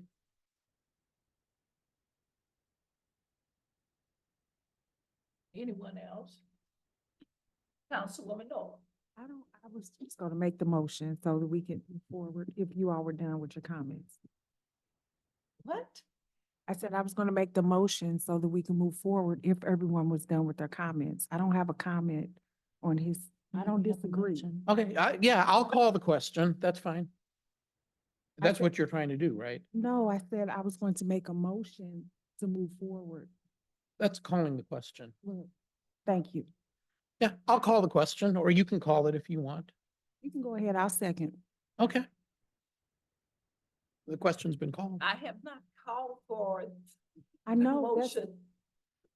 that's what I was, You- I wasn't saying anything, but you looked at me and you asked, and I was just explaining, that's all. I'm waiting on the city manager. The bill was properly moved and second. Then I asked for the city manager. He yielded to Councilman Cassoff, then Councilwoman Lipka. Councilman Cassoff. If somebody calls the question, you can call the question during debate. I know, I do understand that. I do understand that. I want to hear from the city manager. Right now, I have nothing new. Okay, now what do you have to say? I have nothing. Oh, and she has nothing. So Clerk Pittman, it has been properly moved in second. Clerk Pittman, could you please call the roll? Councilman Cassoff, Aye. Councilwoman Robinette, Aye. Mayor Jones, Aye. Councilwoman Lipka, Aye. Councilman Williams, Aye. Councilwoman Noah. Aye. Councilman Palmer. Aye. Bill number 7274 passes. We move to bill number 7278. Without objections, we introduced by council members present. Hear none, I'm requesting a motion and a second to read the bill a second time and place it upon its passage. So moved, Naquita Noah. Is there a second? I'll second it. Attorney Carey, could you please read the bill? Yes, ma'am. Bill number 7278, an ordinance naming property owned by the city of Ferguson at 7533 Halpin Drive, Ferguson, Missouri 63135 to Unity Park. City manager, I have nothing further, but it seems like Councilwoman Robinette.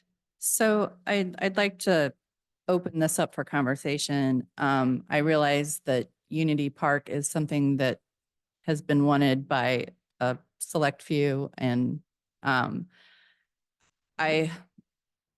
believe it should be properly named by location. It's not it's a pocket park. It's just a little teeny park. And I think that if you leave off the location, that nobody's going to know where it is. It's not like, January Wabash that is so big that it could have whatever name and people would know where it is. This is a little off the beaten path pocket park, and it should have a locator as part of that.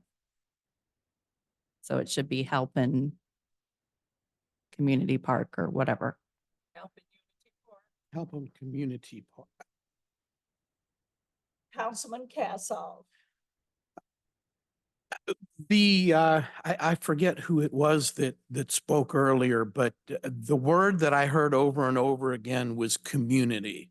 And I love that word, and community's got unity in it, but it doesn't have any connotations. And so I'm delighted. I think Halpin Community Park would be wonderful for two reasons. First of all, because it does emphasize the community aspect of that, but also if you look at the park naming scheme in our city, we've got 9 parks. 8 of them are named after the adjoining street, and the 9th one is named for the neighborhood in which it lies. So this would be a deviation from it, and honestly, I think we can accommodate the naming scheme, eliminate the controversy, and have a name that really satisfies everybody's desires here by calling it Halpin Community Park. So I don't, yeah, I'm not going to make a motion yet. I want to wait for a little more discussion, but I'm going to reserve the right to make one. Councilwoman Noor. So I was still the Parks Board Council liaison when we voted for this, on the Parks Board at the meeting. I think we just approved the minutes for that meeting in April. And the Parks Board approved the name. I do support the name Happen Unity Park because there was a lot of unity brought together, and unity is in community. You know, I just hate that we're, you know, this is such a big deal and we just can't vote to move forward with it. I mean, it's a nice pocket park on Happen in the community, but there was a lot of unity brought together, you know, to bring this pocket park to Ward 3, to that area in North Hills, Ward 3. And so, again, since the Parks Board has already voted, you know, can we just vote and move forward? Is it going to bring disruption to our community to keep the name Happen Unity Park? That's it. That's my comment. I support the name Happen Unity Park. Hopefully you all will reconsider and we can vote and move forward. Councilman Williams. All right, so you guys know I'm fairly new to Ferguson. Who cares what it's called? The park is for people to come together and enjoy. And when I was knocking on people's doors, they're like, don't get wrapped up into the past politics. We're talking about the name of the park. I know it might have some bad connotations in the past or whatever, but who cares? What's wrong with the name Unity? And we're voting on this. People are talking about speed bumps and roads. The Chief Doyle just left because it was a shooting. And we're talking about the name of a park. I don't know if y'all remember Allen Iverson when they interviewed him. They're like, we're talking about practice. It's like we're talking about practice.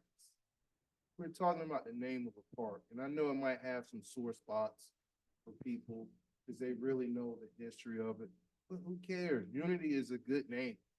And we're wasting people's time talking about the name of a park.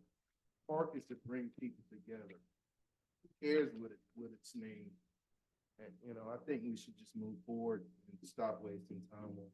That's just my opinion. The park is named Unity simply because it was a piece of land, post-earth piece of property that was sitting there. Matt Onrine went to Deborah Moore. She's not here, she just left. And he suggested that a park go there because Springdale Park, which is not named after a street, it was not accommodating to the kids because of the hills in the valley. It was just no good, and it has already been decommissioned. Just like Phaedra Nelson said, she did a park survey with Dave Musgrave, Matt Onrine, and myself, and that piece of property was very suited to become a pocket park. When in turn, Steve Stenger, who was the county executive at the time, gave the property to the city of Ferguson to create a pocket park.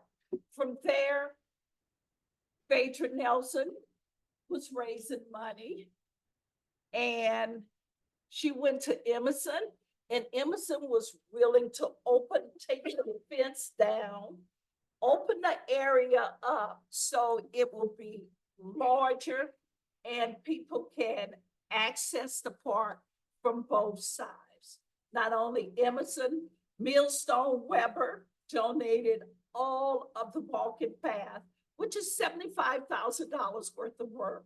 The engineer that donated his time, he had to go and get additional new plans in order site plans to build on that particular ground because the plans that was drawn up by Ferguson engineer did not have a seal on it. And none of the contractors was going to work on that property without A seal. a seal on the plans. So that had to go. And before anything else could happen, the engineer had to do a soil survey to make certain that it was not contaminated. And they spent a lot of time donating a soil company coming in, testing the soil, make certain that it wasn't hazard for the kids to play on. In addition to that, someone wanted lighting. So he found someone to donate the lighting, and Ameren put the lighting in at a nominal cost. Then we had to do the fencing simply because we had to cut down some of the trees because the trees were hazard. And so the city required Phaedra to find money, cut the trees down. Then it needed a fence. So found money, people to donate to put it in. The playground equipment, North County Labor got together. With And- Unity. No, North County Labor is not with the Unity Pact. They had assistance from Unity Pack. No, they did not. They did not. And I know for a fact they did not. And North County Labor does not even work with Albert Walton in. So that I know for a fact. So North County Labor put the playground material in. Emerson donated the pavilion. The carpenters came. Adrian Shropshire was out there, fixed food for the carpenters, for them to put up the pavilion. So with everyone working together, that's how the name came up as Unity. It was a $400,000 project that the city engineer said it was gonna cost. And Matt Onrine said if we could, Phaedra can put it together, she put it together with donation.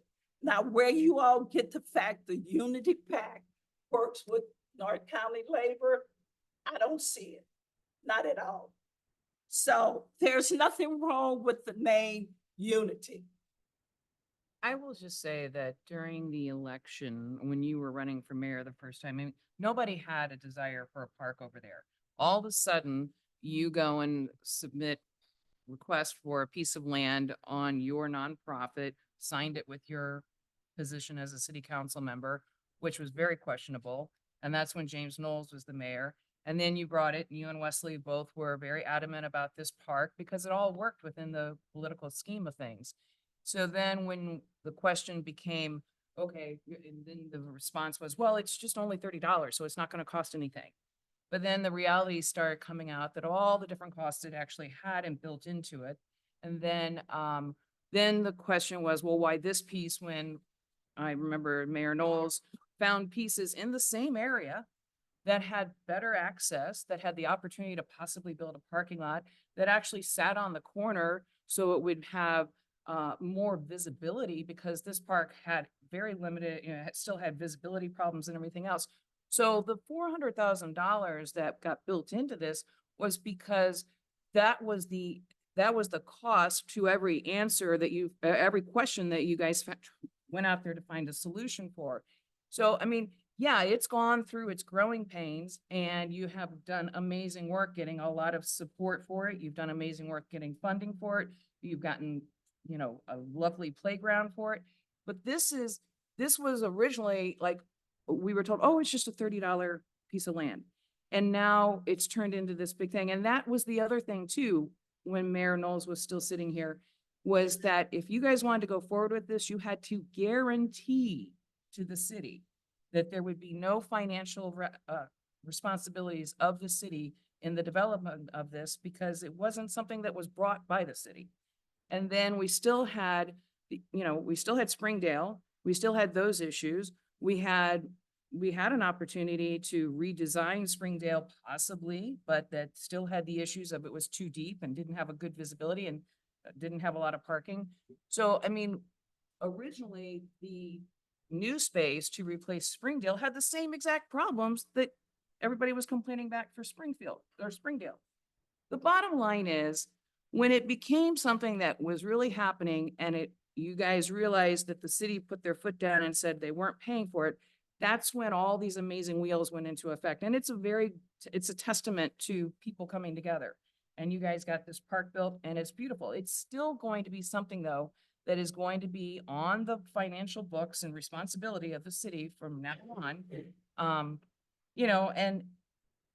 that's what, I sat here with you during those conversations. So yeah, I get that it's gone through its growing pains and it's evolved into something that is clean and true and fair, but it didn't truly start that way. It did start the way. If It's it a lovely wasn't, story. if it wasn't supposed to be that way, why did Mayor knows? Well, he's not here. So we back to the people working together to make this park unity. And it came from people working together. And it came about through donations.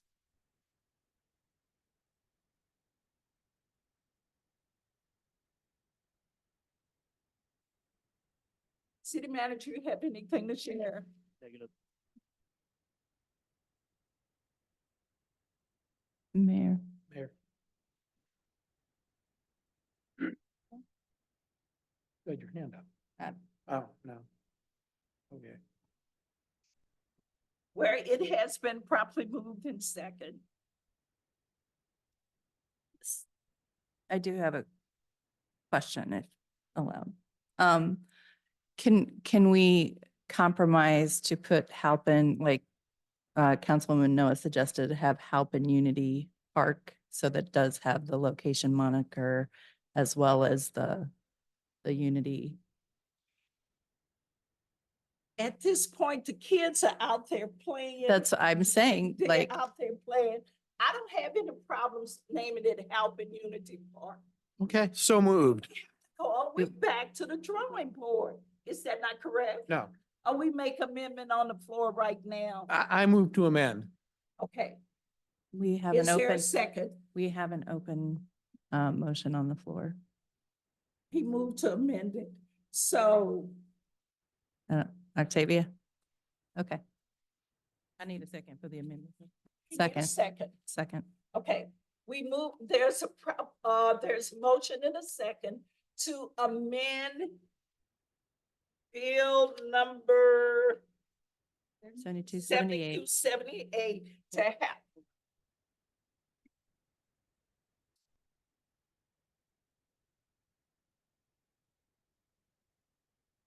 I'm sorry, the question we had was this going to constitute a substantial change requiring it to go to 7 days?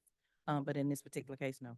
No, okay, so the amendment is Halpin Unity Park. It does not make any difference. The kids are out there playing. Good. There's a family goes out there every week and clean up the park. So let's name it after them. Let's have a vote. Halpin Unity Park it is. Are you ready to vote? Yes. Well, we have to vote on the amendment first. Yeah. Voting on the amendment to amend the name to Halpin Unity Park. People have been calling it that anyway, so. Are we ready to vote? It's been properly moved in second on the amendment. Okay, Clerk Pittman, could you please call the roll? Aye. Aye. Aye. Aye. Aye. Councilman Palmer? Aye. The amendment passes. Okay. Have to vote on the bill as amended. Bill number 72. What's the amended name? We amended. I didn't know if he had to reread it. 7278 as amended. Hmm? 7278 as amended. 7278 as amended. Okay. Is there a motion and a second? You already We had have- a the motion and a second. Are we ready to vote? Councilwoman Noah. I'm voting to amend aye. No, you're No, we voting done to already done. approve as You've already amended it. You're Aye. voting to We approve just it voted as on the health and bill. unity. Aye. Councilman Palmer, Aye. Councilman Cassoff. Aye. Councilwoman Robinette, Aye. Mayor Jones, Aye. Councilwoman Lipka, Aye. Councilman Wood. Aye. Look, unity. Bill number 72. 78. 78 passes. It does. Okay. All righty. Who say we not getting along? Who say we can't work together? We working together. Okay. We move to unfinished business. Is there any unfinished business? Hear none. Do we have any new business? Hear none. Move to miscellaneous, starting with Councilwoman Noah. Thank you, Mayor Jones. Just a reminder that the Forestwood Neighborhood Meeting is every first Tuesday of the month at Emmaus Bible Chapel at 7 p.m. You can come in person or you can come join on Zoom or dial in if you like. And I'm looking forward to the Ferguson Youth Initiative fundraiser this Saturday. Support Ferguson Youth Initiative. And thank you, everyone. Be safe.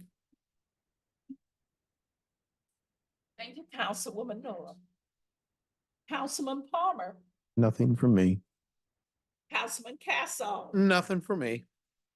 Councilwoman Robinette. I would just like to congratulate all the graduates from our local high schools, whether that be homeschool or Ferg Floor or our private schools. The seniors that graduated started high school during the pandemic, so they had a rough go of things, and it was nice to know that so many powered through that and learned a lot of lessons. And I will just say, my son graduated from STEAM, and he was one of the first classes that started in the middle school, and he was also valedictorian and didn't let us know. We found out when we were there. So very understated young man.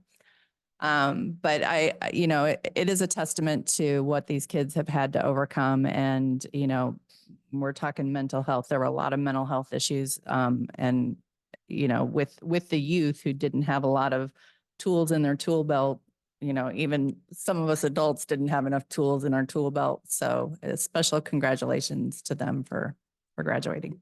Thank you. Thank you, Councilwoman Robinette. Councilwoman Lipka. Yes, ma'am. Thank you. I want to say thank you to our new officer. I'm very, very pleased with our chief and our city manager and all of our staff. They made promises to us as we made promises to the community. And these promises are coming true in front of all of you. And that's due to the hard work and the commitment that our city manager and our police chief have out there. So thank you, gentlemen. Making one day at a time, we're getting safer. We are working, we've been off for a little while. We're going to get back at it. Traffic Commission will be getting a meeting on the June calendar, and we will start working through these traffic reports, and we will start making a priority list. That also doesn't mean that the Jamar reports that we have now are all we're going to work with. It means those are the first ones we're going to work with. Correct, Chief Hampton? Yeah, so, when I have a fellow councilwoman, Miss Noah, who would like to get some streets on the list of where that Jamar device can go, I'm happy to accept that so that we can get that on the list and keep that thing moving around, keep the data coming in. And, it's constantly evolving, because here's what's going to happen, folks. Just be very honest with yourselves. We're going to get some speed bumps out there. These people are going to hit them the first couple times. They're going to be like, oh, that's too hard, or, oh, that was fun, whatever the case may be. But then they're going to find a new route. And so we're going to go find that route too. So, it's going to be like chasing a rat around with a cup. We're going to get there, but we got to work it through. So be patient. I hope everyone had a very good Memorial Day. I hope you remembered your veterans. As I put out there, past, present, and future, servicemen and women, thank you for your contributions and for our safety. And then also, ask all of you to say a prayer as we went through the heartache of a mother and the mental health and the loss of the children. Another community today is going through the same thing. A mother called the police. She was standing in the police parking lot and she had killed both her children. So, you know, when Avenues comes out here and says they're here to help us, when somebody's here to help with the senior citizens, we got to take that help and we got to take it thankfully. So that's all I got. Thank you, Councilwoman Lipka. Councilman Williams. I want to thank Larry Robert for speaking about the FNIP. It's an excellent program. Those people are volunteers. They have meetings all the time. So, but no one comes to their meetings. They come to this meeting to voice their opinions or things. I think they're fair people. I've used the FNIP twice. I think it's an excellent program that beautifies Ferguson. But, you know, call them up, see when their meetings are. You know, you can email them, call them on the phone. I do think it's a fair process. It might have been a mishap with the whole application, but they're fair, reasonable people. They're not trying to hoard the money. They want to give it to the citizens to make our city beautiful. But, you know, sit down and have a conversation with these people. And my last comment for the young lady starting the adult daycare, I just want to commend you again, because it's hard being an entrepreneur. And I know I keep saying that, being a female entrepreneur, so you had to work twice as hard. And I think sometimes people who are not entrepreneurs and they work a 9 to 5 don't understand. And so red tape stifles businesses, especially minority businesses. So, you know, I think we should keep that in mind when other businesses want to come. We should make it accommodating for them to set up shop. You know, this young lady, she might do another one and another one. But just because she didn't have a $7,000 architect plan, that's ridiculous. So I just want to commend you for getting over the hump. I know what you've gone through because I've gone through it, but you probably had to work twice as hard as I did. And I just want to commend you. And I think we should think about that when businesses come here. We don't want to run away. Accommodate possible. Thank you. Thank you, Councilman Williams. City Clerk Pittman. Yes, just a reminder of Juneteenth. It was already mentioned once today, on June 15th, Saturday, June 15th at Plaza 501 from 4 to 9 p.m. It's not too late. We may be able to still accept you as a vendor, but we are also accepting volunteers. And then secondly, beginning June 1st, all of our meetings, will be moved to the community center. So the council chambers will be officially closed. So the next council meetings in June will be at the community center. Are we going to a summer schedule soon? That's in July and August. Okay, so that means I will see you on the 11th and the 25th at the community. Are we in the event space? Yes. Oh, good. Okay. Thank you. Attorney Carey. City Manager. Okay. I just would like to say just one thing. The neighbors in Northland Hills, they're talking about the service of Republic. So if we could look into that, that would be good. And truly, I came down Hudson today and trash cans were turned over where the truck improperly picked up the trash. Trash was sitting in the middle of the road. We had to take turns going around the trash. So if we could, you know, talk to Republic and see if we could get them to sharpen up their service. Okay? At this time, I'm going to request a motion and a second to go into closed session pursuant 610.021, subsection 1 for legal, subsection 2 for real estate. So moved, Linda Lippett. Second, Laquita Noah. Clerk Pittman, please call the roll. Lippert, Aye. Councilman Noah, Aye. Aye. Cassoff. Aye. Councilman Robinette, Aye. Mayor Jones, Aye. Councilman Williams. Aye. I'm sorry.